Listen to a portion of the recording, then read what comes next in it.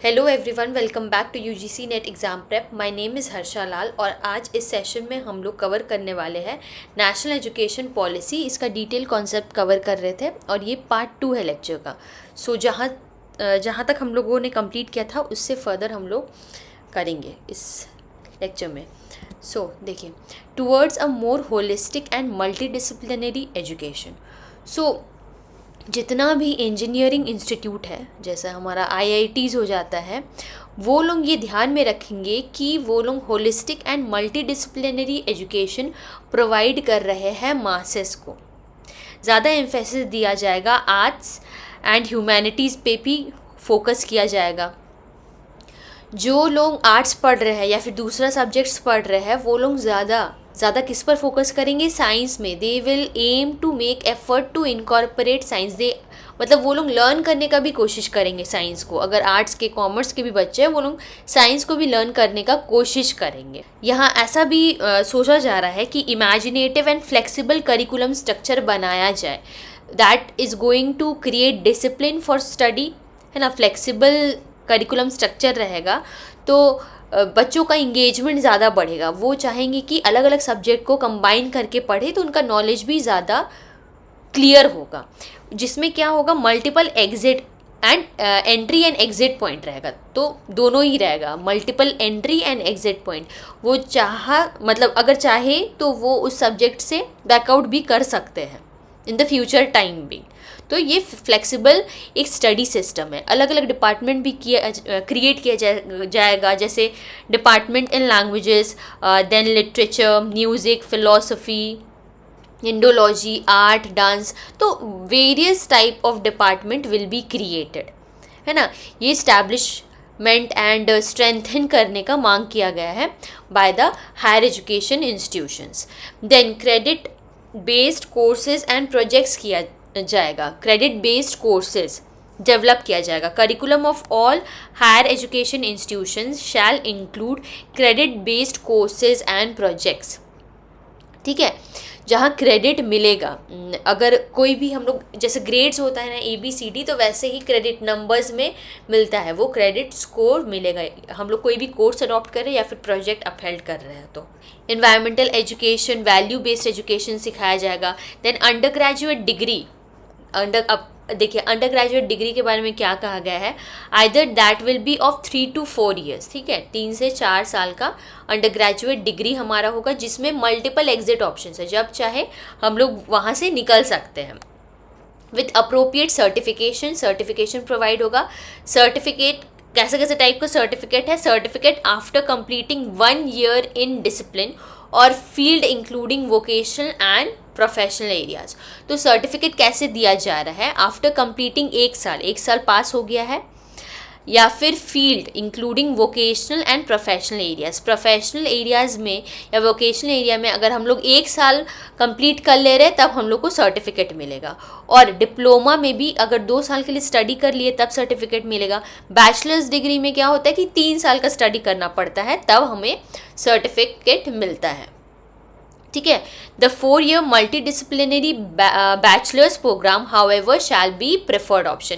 हो सकता है 3 साल का कोई स्टूडेंट अडॉप्ट करे हमारा बैचलर्स का डिग्री के लिए, या फिर हो सकता है कि वो 4 साल के लिए भी अडॉप्ट कर सकता है। देन क्या है, एकेडमिक बैंक ऑफ क्रेडिट एक क्रिएट किया जाएगा, shall be establish which would digitally store the academic credits. जो हमारा जैसे क्रेडिट बेस्ड कोर्सेज हम लोग लेंगे तो हमें कुछ क्रेडिट्स मिलेगा, उसमें प्रोजेक्ट्स कुछ लेंगे तो उसमें कुछ क्रेडिट मिलेगा। तो वो सब क्रेडिट कहाँ स्टोर होगा, कहाँ कलेक्ट होगा? वो होगा एकेडमिक बैंक ऑफ क्रेडिट में, so that degrees from higher education institution can be awarded. तो उसके बेसिस में डिग्री अवॉर्ड किया जाएगा। तो ये नया चीज़ है, एकेडमिक बैंक ऑफ क्रेडिट भी क्रिएट किया गया है हायर एजुकेशन इंस्टीट्यूशंस के द्वारा। क्योंकि ये भी बात है कि बैचलर्स कुछ लोग करते हैं, मास्टर्स करते हैं, फिर PhD करते हैं, तो उसमें क्रेडिट स्कोर ऐड होते जाता है।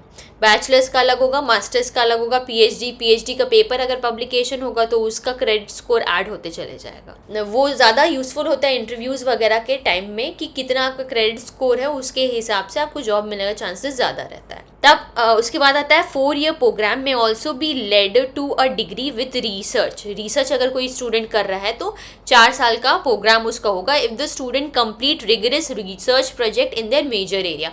सपोज कीजिए अकाउंट्स या फिर कोई फाइनेंस का सब्जेक्ट स्टडी कर रहा है, मेजर्स फाइनेंस में है एंड उसी में वो रिसर्च अपहेल्ड कर रहा है, रिसर्च का टॉपिक ही मेन सब्जेक्ट ही रिसर्च का फाइनेंस से रिलेटेड है, तो वो रिसर्च कर सकता है, वो है ना, वो 4 साल का प्रोग्राम हो जाएगा एंड देन उसके बाद वो पीएचडी उसी में अडॉप्ट कर सकता है। Model public universities for holistic and multidisciplinary education जैसे IITs IIM कॉल्ड मेरूज, जो पब्लिक रोल मॉडल बोलते हैं ना, रोल मॉडल की तरह कोई पब्लिक यूनिवर्सिटीज़ होता है जो कि होलिस्टिक और अच्छा एजुकेशन मल्टी डिसिप्लिनरी अलग अलग सब्जेक्ट्स में एजुकेशन प्रोवाइड करता है। अगर हम देखें तो किसके साथ कंपेयर हो रहा है, इस चीज़ का कंपैरिजन हो रहा है IIT एंड IIMs के लेवल पे कंपैरिजन हो रहा है। और इसको क्या कहेंगे, जो मॉडल पब्लिक यूनिवर्सिटी उसको क्या कहेंगे, Meru multi disciplinary education and research universities. ये सेटअप किया जाएगा ताकि हाईएस्ट ग्लोबल स्टैंडर्ड अटेन किया जा सके इन क्वालिटी एजुकेशन। मैंने क्या कहा, मॉडल पब्लिक यूनिवर्सिटीज़ जो कि कंपेरेबल होगा, जिसका स्टैंडर्ड्स होगा IIT IIMs के जैसा, जिसको कहा जाएगा Meru multi disciplinary education and research universities, right. फिर आता है हायर एजुकेशन इंस्टीट्यूशन, ये फोकस करेगा on research and innovation bye setting up startup incubation centre. तो स्टार्टअप इंक्यूबेशन सेंटर्स क्रिएट किया जाएगा। जो भी स्टार्टअप अभी जिसके पास फंडिंग वगैरह नहीं है, मेंटर्स वगैरह नहीं है, या फिर वो कहीं लॉन्च कहाँ से शुरुआत करे ये सब नहीं पता, उसके लिए इंक्यूबेशन सेंटर क्रिएट किया जाएगा। टेक्नोलॉजी डेवलपमेंट सेंटर क्रिएट किया जाएगा। इंडस्ट्री एकेडमिक लिंकेजेस हो, वैसा चीज़ों को अप्रोच किया जाएगा ताकि रिसर्च एंड इनोवेशन को ज़्यादा प्रमोट किया जा सके। नेक्स्ट होता है हमारा फिर इंटरनेशनलाइजेशन। तो सिर्फ देखिए नेशनल एजुकेशन पॉलिसी में लोकल सिर्फ बातें नहीं हो रही है, इंटरनेशनल बातें भी हो रही है। जैसे large number of international students studying in India, बहुत ज़्यादा इंटरनेशनल स्टूडेंट्स जो लोग इंडिया में स्टडी कर रहे हैं और जिनके पास मोबिलिटी है कि वो इंडिया में आ सकते हैं, विज़िट कर सकते हैं, स्टडी कर सकते हैं, वो ट्रांसफ़र भी कर सकते हैं अपने क्रेडिट को, या फिर वो रिसर्च भी कर सकते हैं इन इंस्टीट्यूशंस में। इंटरनेशनल स्टूडेंट है कोई तो इंडिया में आकर के स्टडी कर सकता, तो उनके लिए वो अब्रॉड ही हो जाएगा, राइट। वैसा ही अगर कोई इंडियन स्टूडेंट है वो चाहे तो अब्रॉड जा कर के अपना पढ़ाई कर सकते हैं। अगर PhDs में एडमिशन लेना है वो लोग ले सकते हैं। India will be promoted as global study destination. जो नालंदा के टाइम में था कि ग्लोबल, हमने देखा था कि चाइना वगैरह से भी आ रहे थे स्टूडेंट लोग स्टडी करने के लिए नालंदा विश्वविद्यालय में, तो वैसे ही India will be promoted as global study destination. वो क्या हो जाएगा, ग्लोबल, एक ग्लोबल स्टडी डेस्टिनेशन क्रिएट करने का बात किया गया है, जो कि प्रोवाइड करेगा premium education and affordable price, जो कि स्टूडेंट लोग अफोर्ड कर सकते हैं। देन इंटरनेशनल स्टूडेंट ऑफिस भी क्रिएट किया जाएगा हर एक हायर एजुकेशन इंस्टीट्यूशन में, जो कि फॉरेन स्टूडेंट का मैटर्स को सब चीज़ कोऑर्डिनेट करेगा, उनका वेलकमिंग, उनका रहने का, स्टे करने का, जो भी फैसिलिटीज़, जो भी प्रॉब्लम्स है, जो भी सपोर्ट सिस्टम चाहिए, सपोर्ट चाहिए होगा स्टूडेंट्स को, वो चीज़ प्रोवाइड किया जाएगा स्टूडेंट्स को, राइट। नेक्स्ट आता है हमारा research and training collaborations, faculty student exchange programme, ये सब चीज़ को फैसिलिटेशन प्रोवाइड किया जाएगा। हाई परफॉर्मेंस इंडियन यूनिवर्सिटीज़, जो बहुत अच्छा परफॉर्म कर रहा है इंडिया का यूनिवर्सिटीज़, उनको इनकरेज किया जाएगा कि वो कैंपसेस दूसरे कंट्रीज़ में भी क्रिएट करे, सिर्फ इंडिया तक लिमिटेड नहीं रहना चाहिए। अगर एजुकेशन कहीं का अच्छा है तो सिर्फ वो उस प्लेस तक सीमित नहीं रहना चाहिए, उसको और एक्सपैंड करते चले जाना चाहिए। सिमिलरली कुछ इंस्टीट्यूशंस को सेलेक्ट किया जाएगा, जैसे कि टॉप 100 यूनिवर्सिटीज़ को मान लेते हैं कि सेलेक्ट कर रहे हैं, तो वो लोग ऑपरेट करेंगे पूरा वर्ल्ड में। अगर हम 100 यूनिवर्सिटीज़ को सेलेक्ट कर रहे हैं तो वो लोग ऑपरेट करेंगे इन इंडिया, तो यही है कि इंडिया का अगर कुछ अच्छा चीज़ है वो बाहर जाना चाहिए, बाहर का कुछ एजुकेशन अच्छा है तो वो इंडिया में आना चाहिए। गिव एंड टेक वाला पूरा यहाँ सिस्टम है एंड इसमें विन विन ही सिचुएशन है, कहीं का लॉस नहीं हो रहा किसी का भी। Then motivated, energised and capable faculty, faculty पे भी इसमें ध्यान दिया है कि बेसिक इंफ्रास्ट्रक्चर फैसिलिटीज़ बढ़िया होना चाहिए हायर एजुकेशन इंस्टीट्यूशन का, ड्रिंकिंग वाटर, टॉयलेट्स वगैरह, लाइब्रेरी, मतलब जितना भी बेसिक फैसिलिटीज़ हायर एजुकेशन के बच्चों, अगर वहाँ कोई स्टडी कर रहा है उसको मिलना चाहिए, एज वेल एज कोई बाहर से आ रहा है उसको जो भी बेसिक फैसिलिटीज़ है, बेसिक नेसेसिटीज़ ऑफ लाइफ है, वो सब प्रोवाइड किया जाना चाहिए। Every classroom shall have access to the latest educational technology, ताकि उनका लर्निंग एक्सपीरियंस और बेहतर होते चले जाए। Then faculty recruitment programme transparent होना चाहिए, क्लियरली डिफाइंड, ठीक है। अगर फैकल्टी को रिक्रूट कर रहे हैं उनका मेरिट्स के बेसिस पे, उनके नॉलेज के बेसिस में कोई बायसनेस नहीं होना चाहिए एंड जो भी प्रोसेस है ट्रांसपेरेंट प्रोसेस एक अपनाया जाना चाहिए। Then vocational education, vocational education के बारे में तो नेशनल एजुकेशन पॉलिसी में बहुत ज़्यादा बात किया गया है कि schools and higher education institutions में वोकेशनल एजुकेशन होना ही होना चाहिए। वो लोग सिर्फ पढ़ने तक सीमित नहीं होना चाहिए, उनके पास इतना स्किल्स रहे कि वो जा कर के आउटर वर्ल्ड में सर्वाइव कर पाए। So by 2025 at least 50% of the learners through the school and higher education system shall have exposure to vocational education. So vocational education, अगर वोकेशनल एजुकेशन का हम बात कर रहे हैं तो 50% ऑफ द लर्नर्स, मतलब हाफ, स्कूल में अगर 100 बच्चे हैं तो उसका हाफ 50 बच्चा, एंड हायर एजुकेशन में भी अगर 300 बच्चे हैं तो 150 स्टूडेंट, वो लोग एक्सपोज किए जाएंगे वोकेशनल एजुकेशन में। इसलिए ना इंटर्नशिप जो हमारा CS हो गया, CA, ये लोग इंटर्नशिप जो करवाते हैं तो वेरियस अलग अलग प्लेसेस में जितना भी इंटर्नशिप होता है इसी चीज़ के वजह से होता है, ताकि वोकेशनल एजुकेशन को ज़्यादा बढ़ावा दिया जा सके। तो 2025 तक आधा से ज़्यादा ही, 50% तो लिखा गया, आधा से ज़्यादा ही बच्चे वोकेशनल एजुकेशन उनको दिया ही जाना चाहिए, जिसके लिए एक क्लियर प्लान, एक टारगेट, एक टाइमलाइन, प्रॉपर शेड्यूल वगैरह क्रिएट करना चाहिए हर एक इंस्टीट्यूट में, हर एक स्कूल में भी, इनफैक्ट स्कूल्स में भी, right. Higher educational institution will offer vocational education either on their own, या तो वो खुद से एजुकेशनल इंस्टीट्यूशंस लोग वोकेशनल एजुकेशन प्रोवाइड करेंगे या फिर in partnership with the industry and the NGOs। So bachelor's vocational degree programme जो कि इंट्रोड्यूस किया गया है इन द ईयर 2013, ये वाला चीज़ इंट्रोड्यूस किया है 2013 में, और 4 साल का जो मल्टी डिसिप्लिनरी बैचलर्स प्रोग्राम है उन लोग को भी वोकेशनल कोर्सेज़ का फ़ायदा दिया जाएगा। तो या तो वोकेशनल डिग्री कम पीरियड का हो या फिर 4 साल का भी बैचलर्स प्रोग्राम हो रहा, दोनों में ही इंट्रोडक्शन होगा वोकेशनल कोर्सेज़ का। लोक विद्या, ये क्या है? Important vocational knowledge development in India, India में नॉलेज को डेवलपमेंट किया जाना चाहिए। will be made accessible to student through integration into vocational education courses।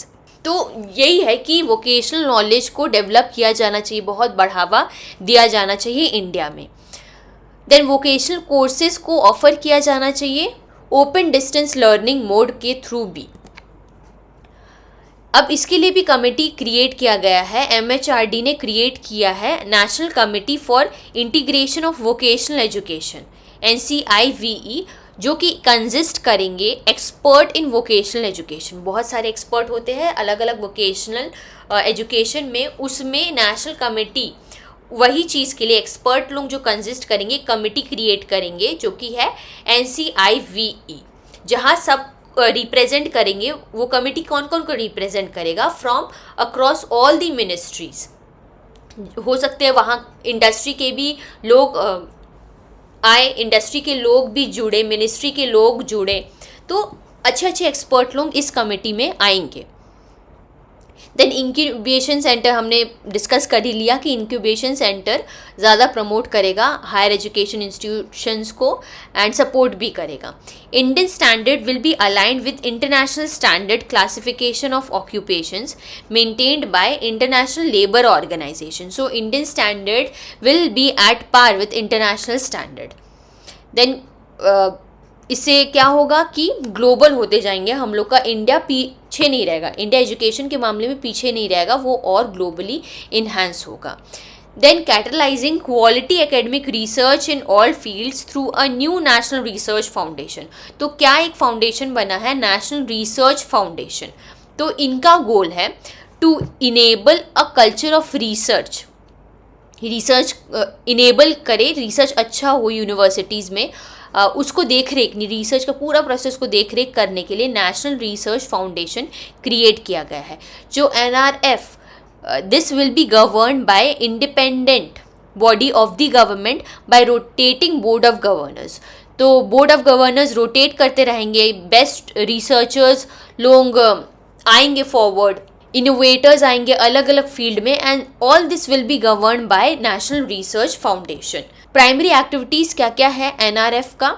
सबसे पहला है कि full competitive peer reviewed grant proposal of all type. तो ग्रांट तो मिलना ही चाहिए. अगर कोई स्टूडेंट रिसर्च कर रहा है तो उसको पैसा मिलना चाहिए, तभी वो पेपर पब्लिश करवा सकता है, तभी वो अच्छा टूल्स यूज़ करके अपना रिसर्च को और बेहतर बना सकता है, हेल्प ले सकता है टूल्स का, ताकि चीज़ों को वो समझे, तभी तो वो अप्लाई कर पाएगा. डेटा कलेक्शन के टाइम पे भी फंडिंग्स वगैरह चाहिए होता है. Then grow and facilitate research at academic institution. एक लीजन, एक लुब्रिकेशन के सॉर्ट ऑफ या हेल्प के सॉर्ट ऑफ काम करेगा researchers and relevant branches of government as well as industry, so as to allow breakthroughs to optimally brought into policy और implementation.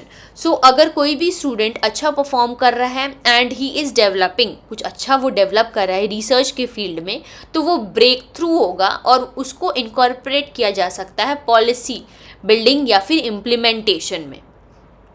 Government का actually इसमें help हो जाएगा and पूरा ही नेशनल डेवलपमेंट में भी हेल्प होगा. अगर कोई भी इनोवेटिव चीज़ कोई बना रहा है एंड ही और she is bringing that up front to the government at a lower cost, तो it is very good, right. Recognize outstanding research and progress. So ये मेजर या फिर प्राइम एक्टिविटीज़ है of national research foundation, right. Next हम लोग आते हैं, अब देखिए regulatory system of higher education. अब हायर एजुकेशन क्रिएट हुआ है तो उसको रेगुलेट करने के लिए भी तो अलग अलग चीज़ होंगे ना.